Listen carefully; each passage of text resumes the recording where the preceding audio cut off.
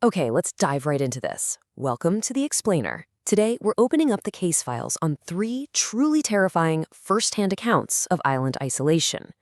We're going to examine these deeply unsettling experiences impartially, just pulling apart the sequence of events, using the source material to try and understand exactly what went wrong.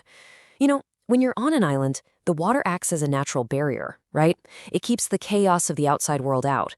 But as we're about to see in these case files, that exact same barrier can very, very quickly lock the danger in with you. It's a really fascinating and frankly chilling question. What happens when the complete isolation you actively crave suddenly turns into a trap you just cannot escape? I mean, it's human nature to want to disconnect, to just disappear for a few days to clear your head. But when you sever your ties to the mainland, well, you also sever your access to help. Let's keep this question in the back of our minds as we unpack our very first case file. Case file number 1, the Maine cottage stalker. So our first account comes to us from a 22-year-old guy named Leo. He booked a suspiciously cheap, standalone cottage on a tiny island off the coast of Maine. Leo was completely burnt out from work and looking to escape what he described as a colorful past. But we really need to ground ourselves in the extreme environment he entered. This wasn't some bustling resort town. This was true, absolute island isolation. There was zero nightlife. After the last daytime ferry left, the island was virtually emptied out. When the sun went down, there were no streetlights and literally no ambient noise. His rental was a single, paper-thin room bordered by thick brush.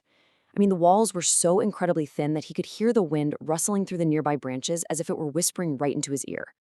Now, a seemingly minor detail caught Leo's eye earlier that evening.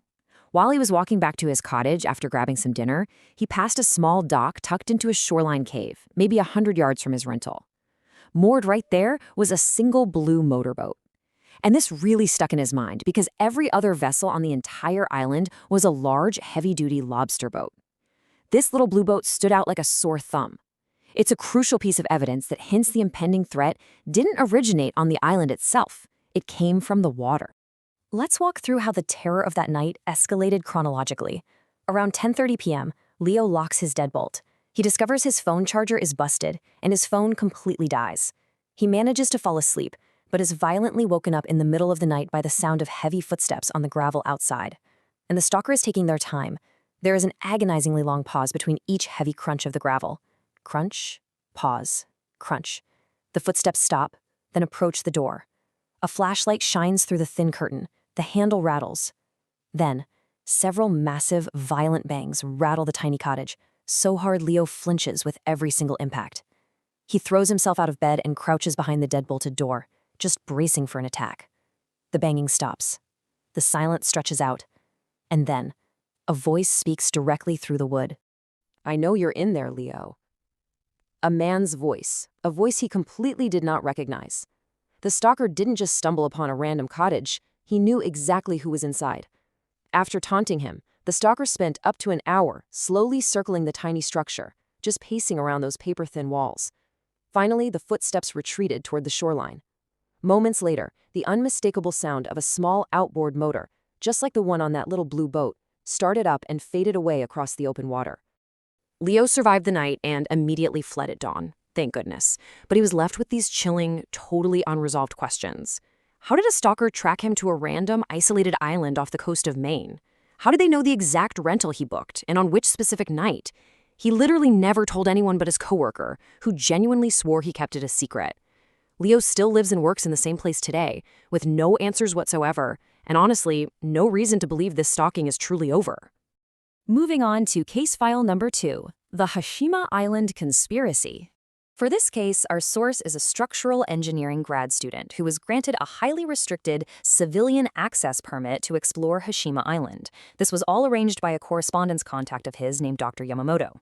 Located off the coast of Nagasaki, Japan, this abandoned coal mining operation literally resembles a massive concrete battleship rising out of the ocean. Actually, you might recognize its decaying skyline as the villain's lair from the James Bond film Skyfall. At its peak, it was one of the most densely populated places on Earth, but it was completely abandoned back in the 1970s. Today, tourists are kept to a really strict seawall path, but our narrator ventured deep into the rotting structures, accompanied only by a government-assigned escort named Takeshi. But deep inside these supposedly empty ruins, he found horrifying anomalies. And this brilliantly illustrates the escalation from a lone stalker to something much bigger. While exploring off the designated path on the fourth floor of a residential block, he noticed a clearly disturbed walking path cutting right through decades of thick, settled dust. He discovered a room emitting a completely unnatural, unidentifiable smell, and most shockingly, the concrete wall in that room was radiating inexplicable heat. Later on the fifth floor of a different building, the ultimate proof presented itself, a purposeful pile of blankets and empty water bottles.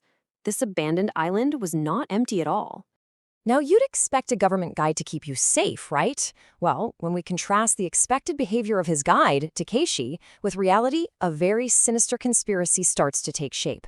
Takeshi was supposed to enforce safety rules, specifically demanding the narrator stay within visual range at all times.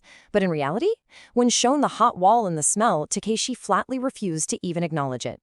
Instead, he pulled out a radio, which he hadn't touched all day, and began speaking rapid-fire Japanese to an unknown recipient. Finally, when the narrator discovered the blankets on the fifth floor and turned around to show his guide, Takeshi had completely vanished. He just abandoned him alone in the high-rise. Panic immediately sets in. He is alone, with whoever or whatever is living in the ruins. He sprints back to the stairwell he just came up. It's intentionally blocked by a fresh pile of rubble. He's trapped. He turns. He sprints blindly through the structural maze of the crumbling high-rise, and as he's running, he hears footsteps stepping out into the hallway behind him. Multiple sets of heavy footsteps giving chase. He practically throws himself down a secondary stairwell, bursting out into the daylight and sprinting all the way back to the dock. And there, standing completely unfazed by the boat, is Takeshi. Takeshi refuses to answer any of his frantic accusations and silently ferries him back to the mainland. The narrator makes it back to the US safely, but, the dread only deepens. He immediately tries to contact Dr. Yamamoto, the only person who knew about this trip, the man who pulled the strings to get him onto the island. But Dr. Yamamoto has completely vanished. He simply cannot be reached. So we are left with terrifying questions. Who was Takeshi communicating with on that radio? Were they protecting whoever was hiding on Hashima, or was the narrator being actively hunted? The total disappearance of his academic contact suggests a conspiracy far deeper than a simple urban exploration gone wrong. And that brings us to case file number 3, Terror on North Brother Island. Our final account comes from a history major writing his thesis on abandoned spaces. His target was North Brother Island. Now, this isn't out in some remote ocean. It's located right in the East River, technically part of New York City, just a half-mile off the Bronx. It formerly housed a quarantine hospital. In fact, it's where the infamous Typhoid Mary was forcibly isolated for decades. Nature has so completely swallowed the ruins that the narrator's friend compared it to a post-apocalyptic video game. It's heavily restricted and entirely off-limits to the public, making it the ultimate target for an illegal urban exploration trip. So the narrator and his 2 friends, Jesse and Jansen, decide to launch a 2 a.m. expedition. They take 3 solo kayaks across the dark water, push through the tall, overgrown reeds, and begin exploring the pitch-black, collapsing hospital corridors by flashlight. At first, there's a buffer of safety in numbers. But then, they have a dispute. Jansen finds a can of spray paint and wants to tag the walls. The narrator, respecting the historical weight of the site, refuses to watch and walks away alone. And the absolute moment he splits from his friends, that psychological buffer vanishes, and the true terror of the island sets in. As he's walking alone down a dark hospital hallway, he hears Jesse's voice call his name from a room up ahead. This confuses him. Jesse would have had to sprint through a totally different part of the maze-like building just to end up in front of him. He calls back into the darkness, asking where he is. Immediately, from a pitch-black doorway just a few feet away, Jansen's voice replies, completely flat, in here. Thinking his friends are just playing a prank on him, he steps into the doorway and sweeps his flashlight right across the room. The beam lands on a massive figure standing in the far corner, facing the wall. For a split second, his brain tries to tell him it's one of his friends, but it isn't. The figure is impossibly tall, easily 6.5 feet or more, towering over the heights of both Jesse and Jansen. Utterly terrified, the narrator screams and sprints back the way he came, blindly running until he practically collides with Jesse and Jansen, who are exactly where he left them. The 3 of them absolutely sprint back to the kayaks in pure panic.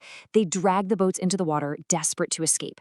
But just as they push off the shore, a final sensory detail cements the deeply wrong atmosphere of the island.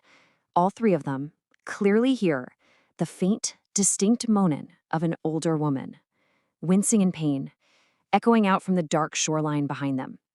They paddle frantically back to the Bronx, entirely shaken to their cores. Now, the narrator is not someone who believes in the paranormal, but he cannot rationally explain this specific detail. He knows his friends' voices perfectly. Whatever was in that dark hospital room didn't just know his name, it perfectly mimicked the voices of his friends to lure him inside. If Jesse and Jansen were together the entire time, what exactly was waiting for them in the pitch black of that quarantine hospital?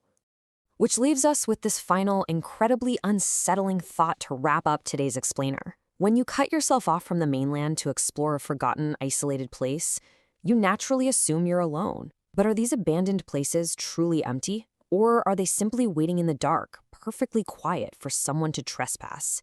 It's a terrifying concept to ponder the next time you crave total isolation. Thank you so much for joining me on this deep dive through these incredible sources, and I encourage you to always be careful when deciding where you want to disappear.